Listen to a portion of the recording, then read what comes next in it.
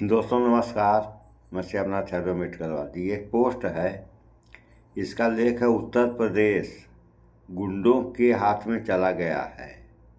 ये कहना है शंकराचार्य अविमुक्तेश्वरानंद का। देखें आप लोग पोस्ट, देखिए ये पोस्ट है। अब ये कह रहे हैं कि उत्तर प्रदेश गुंडों के हाथ में चला गया है। अब दूसरा भी आप लोगों को दिखा रहे हैं और दूसरा भी देखिए।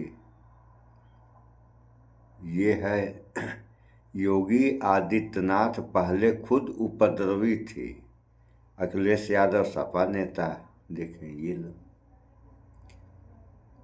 ये अखिलेश यादव का कहना है। अभी इसी पे एक समाचार हम आप लोगों को सुना रहे हैं और समाचार ही सुन करके आप लोग खुद समझ जाएंगे कि क्या होना चाहिए और क्या हो रहा है। तो जो हो रहा है ये अच्छा है या खराब, इसका अनुमान आप लोग खुद ही लगाएं, क्योंकि जनता सरकार बनाती है अपने फायदे के लिए और हो क्या रहा है इसका अनुमान तो आप ही लोग लगाएं। अभी सुना रहे हैं आप लोगों को, सुनिए। आपने अभी सुना रहे हैं। तो ये सब जो हो रहा है इस प्रदेश और देश के हित में तो ठीक नहीं है। सुनिए। बहुत महत्वपूर्ण सवाल पूछा है और केवल हम सीमित यहाँ तक न रहें जीपीएनआईसी या रिवर फ्रंट। जीपीएनआईसी वो बिल्डिंग है जिस बिल्डिंग को नेताजी ने किसी समय शिलान्यास किया था। उस समय देश के कई सोशलिस्ट लीडर वहां पर पहुंचे थे, जिसमें जॉर्ज फर्नांडिस और अन्य नेतागण थे। और ये तय किया गया था कि लखनऊ में इंडिया हेरिटेज सेंटर जो दिल्ली में, उससे बेहतर कोई स्थान हो समाजवादियों की और समाजवादियों की पहचान बने। शायद मुख्यमंत्री जी ये बात नहीं जानते होंगे कि जब इनके दल का गठन हो रहा था, बीजेपी के दल का गठन हो रहा था, उस समय भारतीय जनता पार्टी को अपने आप को समाजवादी बताना था। इनके पास कोई समाजवादी नेता नहीं था। बंबई में जब भारतीय जनता पार्टी की स्थापना हुई, इन्हें समाजवादी चिंतक चाहिए था, समाजवादी नेता कोई इनके पास नहीं था। तो इन्होंने जेपी की ही तस्वीर लगा करके पूरे देश और दुनिया में ये बताया कि यही हमारे समाजवादी नेता, इनके रास्ते पर हम चलेंगे। उस समय अटल बिहारी वाजपेयी जी राष्ट्रीय अध्यक्ष बने थे, क्योंकि हमारे ये चीफ मिनिस्टर बिस्ट साहब, इन्हें भारतीय जनता पार्टी से कोई लेना देना नहीं है। भारतीय जनता पार्टी के सिद्धांतों पर, भारतीय जनता पार्टी का कब गठन हुआ था, किस सिद्धांत को लेकर के भारतीय जनता पार्टी चली थी, क्योंकि ये दूसरे दल के हैं और इसलिए भारतीय जनता पार्टी के लोग भी बहुत दुखी हैं। वो चाहते कब ये हटें, लेकिन कुछ रास्ते कभी कभी नहीं बनते हैं। तो पहले तो ये पता होना चाहिए, जब भारतीय जनता पार्टी का गठन होना था, इन भारतीय जनता पार्टी के लोगों के पास जिनकी बड़ी बड़ी प्रतिमाएं लगी हैं, इन्हीं में एक राष्ट्रीय अध्यक्ष चुने गए थे। उन्होंने अपने आप को समाजवादी साबित करने के लिए जेपी जयप्रकाश जी की तस्वीर लगाई थी। शायद ये चीफ मिनिस्टर बिस्ट साहब नहीं जानते हैं। और दूसरा रिवर फ्रंट, जिस इलाके में हम लोग आए हैं, कुछ चीजें न बनी होती तो बाढ़ आती है, पानी भराव होता है, क्योंकि ये हिस्सा निचला होगा, पानी बह करके यहाँ आ जाता है, बहुत सारे हजार लोगों का जीवन बर्बाद हो जाता है। रिवर फ्रंट बनाया इसलिए था, न केवल हम रिवर को स्ट्रीमलाइन कर लें और रिवर को एक बांध दें, नदी को बांध दें, बाढ़ से नियंत्रण कर लें और एक स्थान बन जाए जहां पर लोग आ जा सके, घूम सके और पर्यावरण की दृष्टि से अच्छी चीज बन जाए। क्योंकि मुख्यमंत्री को कोई पर्यावरण से लेना देना नहीं है, उन्हें पर्यावरण की कोई चिंता नहीं है। इसीलिए क्या कह रहे थे कि दिल्ली में भारतीय जनता पार्टी की जो सरकार चल रही है, उसने हवा खराब कर दी है, हवा गंदी है। सच्चाई ये है, दिल्ली की हवा खराब नहीं है, दिल्ली और लखनऊ दोनों की हवा खराब है। और AQI को क्या जाने ये, जो एग्जिट को नहीं जानते हैं, और एग्जिट को इसलिए नहीं जानते क्योंकि उन्हें एग्जिट होना है। तो रिवर फ्रंट अपने आप में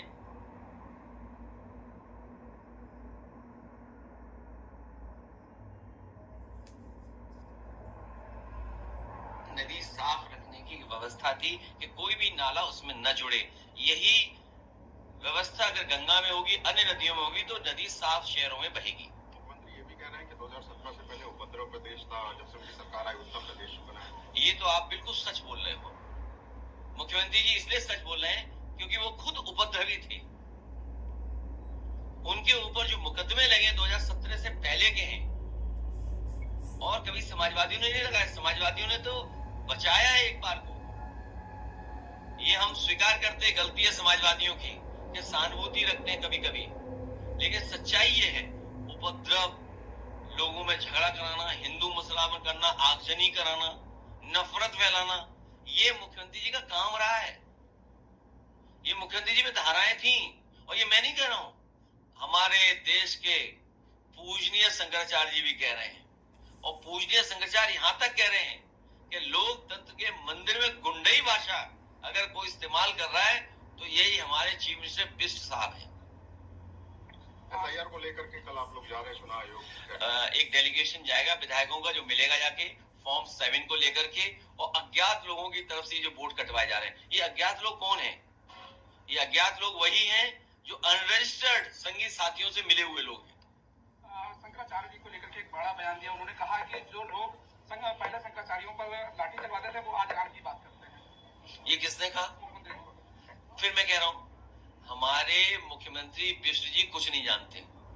उस समय वो पूजनीय शंकराचार्य नहीं थे, और वो भी किसी गलत परिस्थितियों की वजह से, वो भी भारतीय जनता पार्टी के तांडव की वजह से, उस समय जो लॉ एंड ऑर्डर को व्यवस्थित करने के लिए घटना हुई थी, लेकिन उस घटना के बाद अगर कोई गलती हुई थी तो पूजनीय शंकराचार्य जी से हम लोगों ने क्षमा मांग ली थी और गलती स्वीकार कर ली थी। पूजनीय शंकराचार्य जी का रथ इन्होंने धक्का मारा, गंगा में स्नान नहीं करने दिया। सोचिए, ये पौराणिक व्यवस्था जो थी, पौराणिक हमारे जो कार्यक्रम थे, जो हमारी आध्यात्म की त्रिवेणी है, धर्म को लेकर के बहुत आयोजन होते हैं, जिस त्रिवेणी पर हमारे लिए सबसे पवित्र स्थान है, वहां पर अगर किसी को अपमानित करने का किसी ने काम किया है तो यही बिना डिग्री के योगी जी ने एक हमारे पूजनीय शंकराचार्य का अपमान किया है। सुनिए आप लोगों ने, ये हो रहा है, जबकि सही है कि जनता की सारी सुविधाओं के बारे में सरकार को सोचना चाहिए। सरकार को सोचना चाहिए कि जनता हमारे प्रदेश की कैसे खुशहाल रहे, हम कौन से कर्म करें कि जनता खुशहाल ही खुशहाल रहे सारे क्षेत्रों में, चाहे वो शिक्षा हो, दवा हो, या और कोई भी क्षेत्र हैं, सारे क्षेत्रों में जो सरकार को चाहिए जनता को ज़्यादा से ज़्यादा सुविधा दे। और इस बारे में तो हमारा ये कहना है कि शिक्षा और स्वास्थ्य ये फ्री होना चाहिए, लेकिन यहाँ फ्री के को कौन चलाए? इतनी महंगाई हो गई है इन दोनों क्षेत्रों में कि गरीब आदमी की कमर टूट जाएगी, पढ़ाई में और दवाई में। तो बाकी आप लोगों ने सुन ही लिया। जो भी हो, विकास के बारे में सोचना चाहिए सारे लोगों को। और रही बात योगी और राजनीति की, तो योगी को राजनीति से तो मतलब ही होना नहीं चाहिए। अगर राजनीतिज्ञ है आदमी तो उसको जो योग से कोई योगी बनने से कोई मतलब नहीं रहना चाहिए। दोनों एक साथ, ये थोड़ा समझ में बात नहीं आती है कि मुख्यमंत्री का क्या नियम होते हैं। मुख्यमंत्री के यही नियम होते हैं कि अपने देश के बारे में, अपने प्रदेश के बारे में ज़्यादा से ज़्यादा सुविधाजनक जो है कर्म करे। और यहाँ आप लोग देख ही रहे हैं कि केवल घंटे घंटा बजाया जा रहा है और गिनीज बुक में दिया जलाने का रिकॉर्ड कायम किया जाएगा। आप लोगों ने समाचारों में देखा कि जब दिया जल गए, सुबह के समय जनता उस दिए वाला तेल जो है अपने पलट करके घर ले जाने की कोशिश की तो उसमें भी बेइज्जती होने लगी।